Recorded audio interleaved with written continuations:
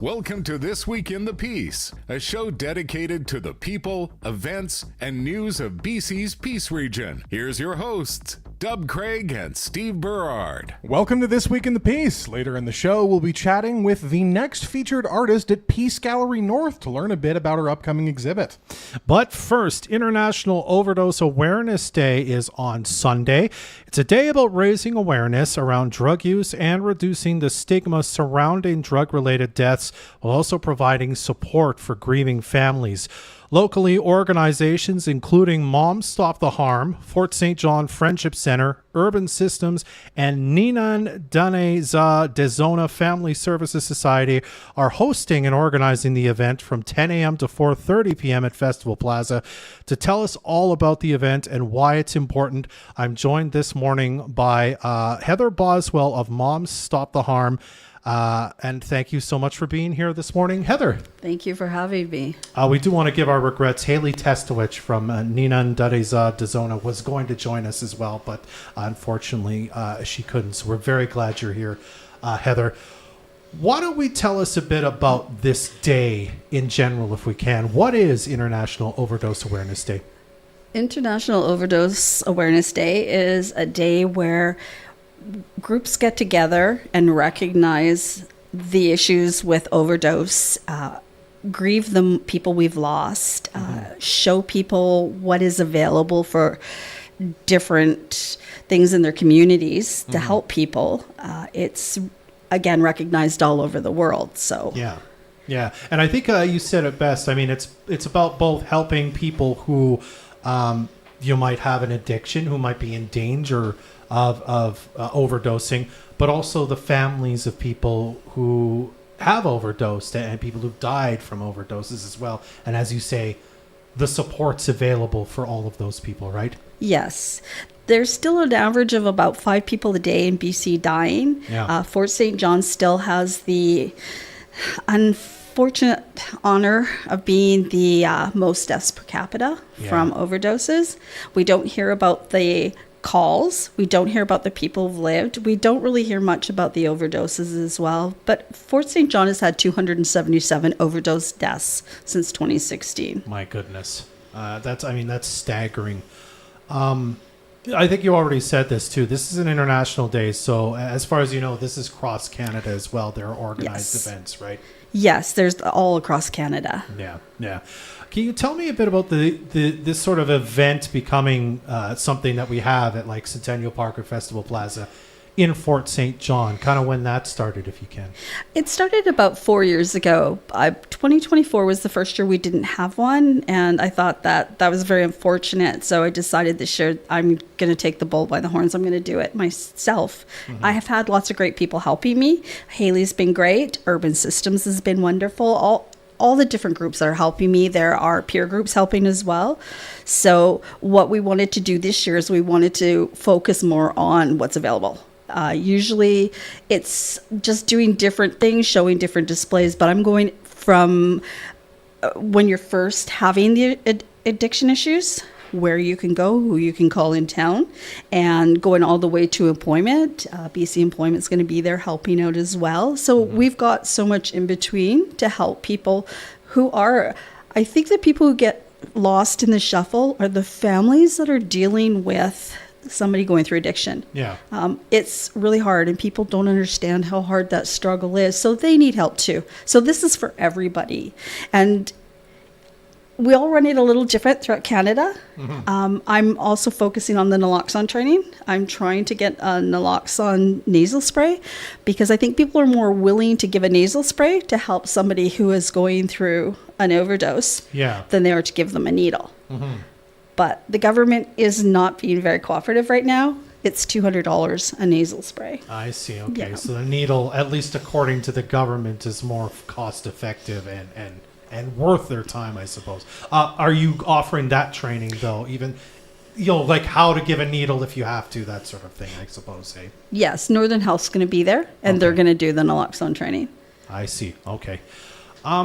I know this is a large question, and I know I've had you on to talk before a bit about, I think, more of the Mom Stop the Harm side of things, because you are one of the people, or you are the person who runs a local group that's sort of for families who have lost someone to overdose and whatnot. I just wonder if you're willing to speak a bit about why this day and having an event like this and ensuring it came back this year, and as you said, taking the bull by the horns and doing it yourself, was just so important to you, Heather.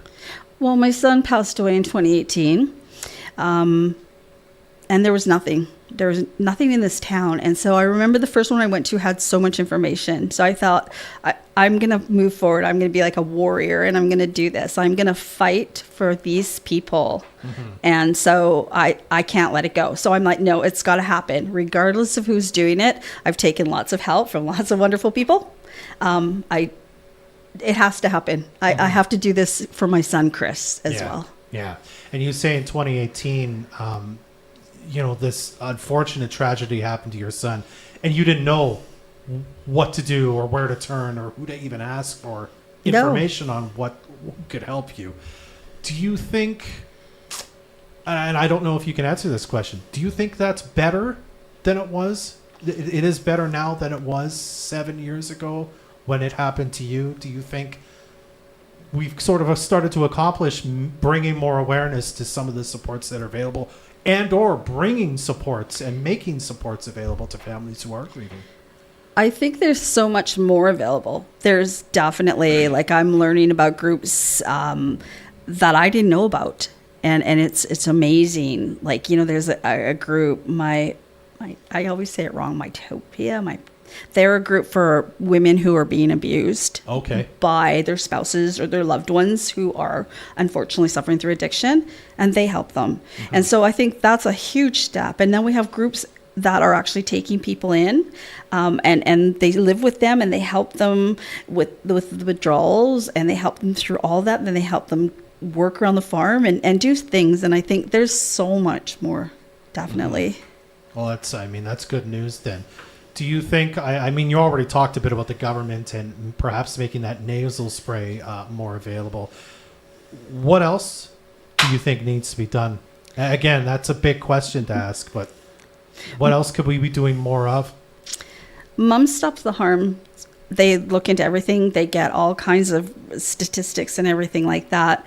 I think the biggest thing we need to do is we need to stop the drugs, the fentanyl that's being done in laboratories, not just in BC, but everywhere. And because there's so much awful stuff in it. Like, it's not even overdoses anymore. It's dying from the poison that's in the drugs. Yeah. And there has to be, it sounds dumb, and people are probably going to get really upset at you and me for saying this, but there needs to be something out there where there's some kind of regulation, like they regulated marijuana, so they could keep an eye on what was in it. Mm-hmm. Something needs to be done where that kind of thing is happening. They do have testing sites all over the place that test the drugs, but how many people are going to go to those? Yeah. Not very many. Yeah. Do you think that's because people are afraid to kind of be there, and or is it just, it doesn't occur to you when you're using that, I want to test this, I just want to get this in me as quickly as possible, perhaps? It's a lot of that. I've actually had a person I helped go through with the detox and things like that. And he said to me, when they see those drug alerts, they all run to those drugs. And they don't think that this has got poison, because everybody's got that not me attitude. Even if you're suffering with addiction, you've got, I'm not going to die from it. That'll happen to somebody else, not me. Yep. Yeah. Okay. Well, the event, you've already talked about it a bit, but if we can talk about it again, sort of the parts of it, the things that are going to happen if you attend for the whole thing or part of it, what kind of parts are there to sort of the whole event happening that day? Well, we are going to have some Indigenous dancers and a drummer. And I was trying to get an Indigenous elder in. And I think we are going to, Haley has managed that, to come in and do a prayer. Okay. And then we're going to have the displays all set up. Basically, lunch is 11:30 to 12:30, which will provide their sandwiches and fruit and stuff like that. Mm-hmm. And then we are going to do a candle vigil. Yeah. So a moment of silence. And then we'll go back to that, and we'll end it. I was going to do a sharing circle. If there's time, we're going to do a sharing circle. If not, it'll just be we'll have the drummer again, and we'll have a closing prayer. And then at 4 o'clock, Haley's going to lead the Walk to Remember. Okay. Yes. And that'll be kind of a walk, kind of where normally walks take place. Yes. Okay. Gotcha. And this is something you can attend for part of it. You can drop in, kind of do what you want or have the time for, I suppose. Hey. Yes. And the doors open at 10 Okay. and we're open till 3.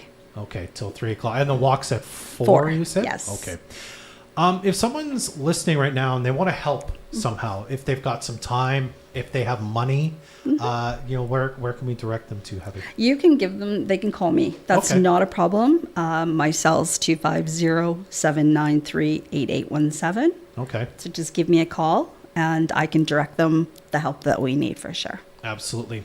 And one last thing, Heather, I think too about the people listening who maybe haven't been directly touched by kind of overdose or have a member of their family who've had that tragedy happen to them.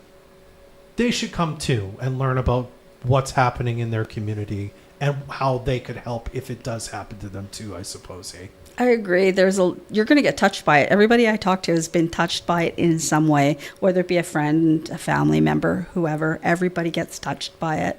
And I don't think the problem's going to go away unless the government helps us. Mm-hmm. All right, Heather. So again, 10 o'clock till 3 Yep. with the walk at 4, Sunday at Festival Plaza, Overdose Awareness Day event. Stop by, learn something, meet some people. It's going to be wonderful. Heather, thank you so much for being here to talk about this. Thank you for morning. having me. All right, that was Heather Boswell from Moms Stop the Harm, here to talk a bit about the Overdose Awareness event that is happening on August 31st. We'll be right back to talk to Julene Gunther right after this on This Week in the Piece. Moose FM is everywhere with the Fort City Chrysler Summer Cruiser. My name is Berard, hang out at the Fort St. John Co-op on 100 Avenue. One of their card lock locations here in the Energetic City. They're going to be having their snack sampling event, which you can enjoy a sample of their Co-op Gold snacks. I can guarantee once you try out some of it, you will buy it for whatever you're going to be doing this long weekend. At the lake, Peace Auto Fest, going on that long road trip. Yesterday, I was at the 114 Avenue gas bar to try them out. I do recommend you getting the spicy ranch or ketchup chips. They are amazing. Also, the co-op will make sure you have access to any of their card lock locations 24 hours a day during the Labor Day long. They now accept Visa, MasterCard, and Amex. Remember, it's only at the Fort St. John Co-op.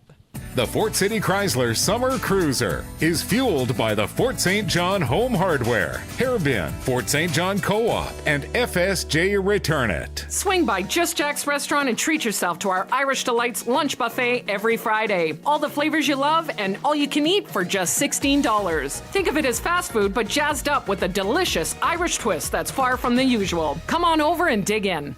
Hello everyone, I'm Shauna, the owner of Studio to Stage. We are thrilled to be celebrating 26 incredible years of dance excellence.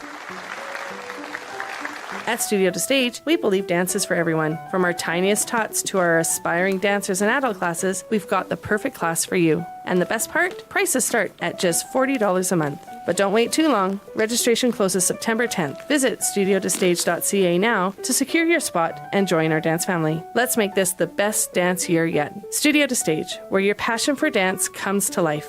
What do you want to give, boys? I'm going to give 300. I thought I'm in now 300. I'm in now. Got equipment or vehicles to sell? Talk to the crew at Rhythm Auctions. Their next yard consignment sale is on Saturday, September the 13th, and they're now accepting vehicles and equipment for this sale. It's a great opportunity to turn your assets into cash. To have your item included in their next yard consignment sale on Saturday, September the 13th, call Rhythm Auctions at 250-261-8901 or check out rhythmauctions.com. At RBS Bulk Systems, they're always growing, and they're currently looking for experienced Super B tanker condensate haulers to join their team in Fort St. John and Grand Prairie areas. Owner-operators and company positions are available with 2 years minimum crude oil or condensate experience required. Experience using a T&E style pump with other products will be considered. To learn more about RBS Bulk Systems, the positions available, or to apply, visit rbsbulk.com. Committed to their people, to exceptional service, and to the environment. That's what you can expect from Trican Well Service. As a leader in energy service and the largest pressure pumping service company in Canada, to learn more, visit tricanwellservice.ca. You can watch this show live on Facebook, catch the replays at Energeticcity.ca, or be part of the show by texting your thoughts to the Fort City Chrysler line at 250-787-2222. Welcome back to the show. I'm Steve Berard. Peace Gallery North's next exhibit will be on display starting next Friday, September 5th. It's been described as using a variety of mediums to evoke and explore feelings of wonder and nostalgia. To learn more ahead of next week's opening reception, we've brought in the artist behind the upcoming The Sky's the Limit exhibit, Julene Gunther. Julene, thank you so much for making some time today. Thank you for having me here. More than happy to. So, to begin with, for people who maybe aren't familiar with your work, can you tell me a little bit about just sort of who you are and kind of your art journey up to this point? Okay, I'm Julene Gunther, and I started doing art more seriously around 2019. Okay. I was raised in a very large family in the province of Saskatchewan on a farm. We never had a TV. We never had things like that. So we played outside a lot. And in Saskatchewan, the skies are huge and there's wind. And I really loved looking at the clouds. I loved seeing the sunrises, the sunsets, and so I've always had a real fascination with skies, and right. I like painting them, and they're actually kind of hard to get. I find it a little hard to get the feeling I want to show people, but I do enjoy it. And before 2019, my friend joined Flying Colors. That's the art group around here. Right. And she invited me to join as well. And I always thought I wasn't good enough. So I decided in 2019 to join the art group, and they have been a real encouragement to me. Yeah. And I have joined in on many of the Flying Colors shows, and I think it was 2022 or so, Jacqueline at the gallery asked me to have my own show, so I've been working on it since then. Okay, so since 2022, yeah. You said? You mentioned, obviously, you have a lot of love for the sky and things like that. Is that where the name The Sky's the Limit came from? Is that where that idea? It does, and also I wanted to show that I don't want to limit myself. Right. I want to keep growing as an artist, and that has a bit of a meaning for me there too. Yeah, for sure. Yeah. Absolutely. You've been working on this since 2022. One of the things that I saw in social media posts teasing this is that you work in a couple of different mediums. Can you tell me a little bit about some of the work that people can expect if they go see the exhibit? Yeah. So I started in acrylic. Okay. And acrylic dries very quickly.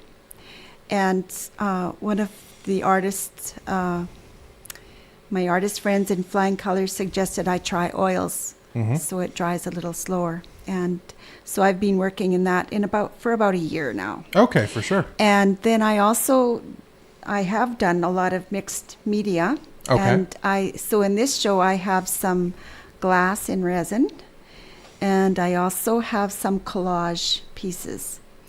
And I have acrylic pieces and oil pieces. So, and I have done some encaustic. So I have one piece in encaustic, but it's not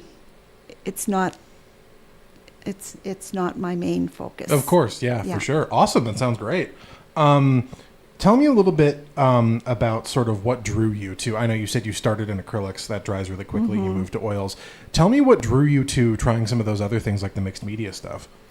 Well, I'm the kind of person that when I see something, I have an idea of what to do with it. Right.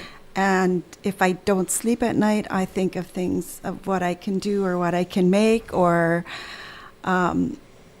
so I I guess I have a mind that thinks of ideas, and so then I often try them.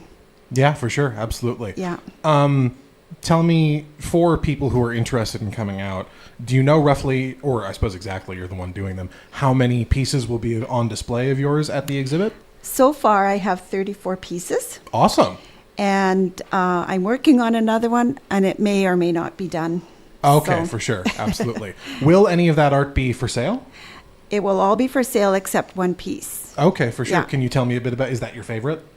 No, I'm gifting it to someone. I see. Okay, for sure. Would you say you have a favorite piece out of what you're putting on display? I think I do have a piece that is pretty favorite. I like the magpie piece that I painted. I lived on a farm most of my life. About 4 years ago, we moved to Fort St. John. Okay. And there are lots of magpies here. Absolutely, yeah. So you either have to join them, love them and join them, or really hate them. Absolutely, yeah. So tell me a little bit of, again, I think I mentioned it's Friday, September 5th is when the opening reception is. Can you walk me through sort of the hard details for people who are interested in coming? Sure. So this show is going to start at 6 o'clock instead of 7. Okay. Most of them always start at 7, but this one will start at 6 because there is an artist talk that evening, and some of the artists want to attend that. Right. So I just decided I would move my show up an hour. Okay, so it's awesome. Between 6 and 8:30 at the gallery, and it's free. Okay.